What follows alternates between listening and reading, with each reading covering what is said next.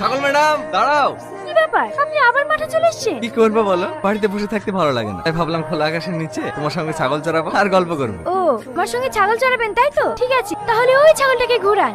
হ্যাঁ যান যান, ছাগলটাকে ঘোরান গা। ঠিক আছে, ঘোরাচ্ছি। কি হলো?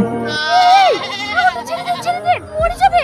তুমি তো ঘোরাতে বললে। আরে পাগল, আমি কেন আপনাকে এইভাবে ছাগল ঘোরাতে বলবো? ছাগলটা পরের ফসল খেতে যাচ্ছিল, সেজন্য আপনাকে ঘুরে আনতে বলেছি। সরি সরি, আমি বুঝতে পারিনি। যান, রোদে থাকতে হবে না, ছায়ায় কি বসেন গা, নাহলে রোদে পুরি কালো হয়ে যাবে। তুমিও তো রোদ্রে থাকো, কই তুমি তো কালো হওনি।